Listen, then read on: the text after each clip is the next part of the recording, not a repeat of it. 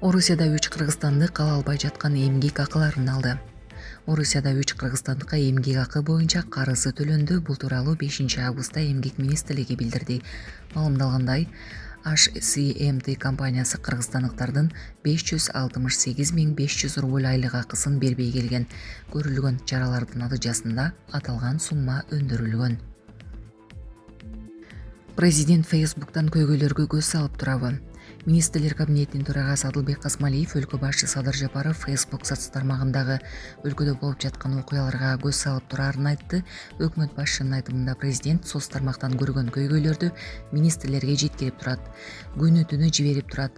Биз ал көйгөйлөрдү чечүү үчүн тез арада аракеттерди көрөбүз, деди Касмалиев кабар агенттигине курган маегинде.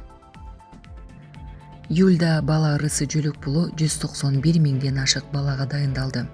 Эмгек социалдык камсыздоо жана миграция министрлиги июль айында бала ырысы жөлөк пулу 191.796 балага дайындалганын маалымдады.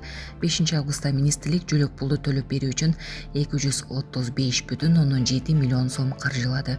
Өз кезегинде коммерциялык банктар жөлөк пулду алуучулардын эсептерине акча каражаттарын которууну башташат. Эске салсак, ушул жылдын 1 июлунан тартып бала ырысы жөлөк пулуна арыздарды кабыл алуу башталган. Сүлүктүүдөгү шахтада чет өлкөлүк жаран каза тапты. Баткендин Сүлүктүү шаарындагы көмүр шахтасында чет өлкөлүк кызматкер каза тапты. Бул тууралуу Өзгөчө кырдаалдар министрлиги билдирди. Маалымат кылайык, 4 августта Магоми. Сонун жаңылык. Сиз билген жана ишенген Умбем клиникасы эми сизге дагы да болсо жакыныраак болду. Анткени бизде жаңы филиал ачылды. Андыктан келип, өзүңүздүн жана жакындарыңыздын ден соолугуна кам көрүшүңүздү сунуштайбыз. Биздин жогорку даражадагы дарыгерлер төмөндөгү адистиктер боюнча кабыл алат: стоматология, гинекология, терапия, лор, хирургия, педиатрия, урология, УЗИ жана башка адистиктер. Лабораториялык анализдин 5000ден ашуун түрү алынат.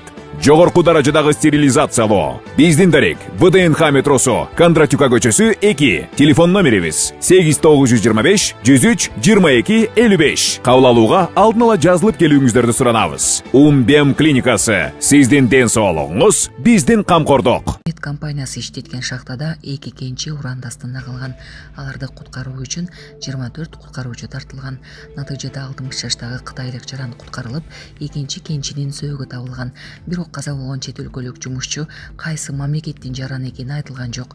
Куткаруу иштери жүрүп жаткан учурда да уранды түшүп, 5 куткаруучу шахтада калып калган. Бирок алар аман-эсен куткарылышкан.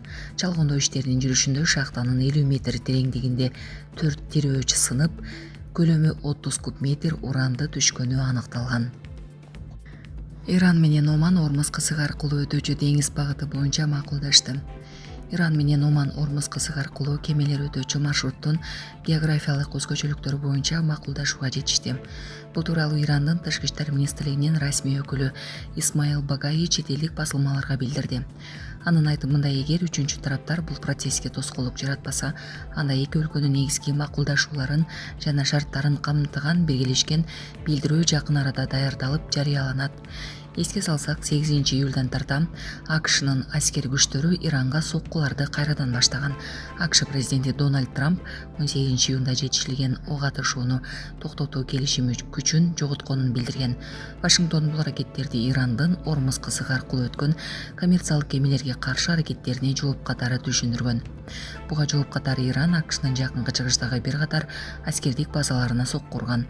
Ошондой эле Тегеран Вашингтонду ок атышууну токтотуу боюнча меморандумду бузду деп айыптаган.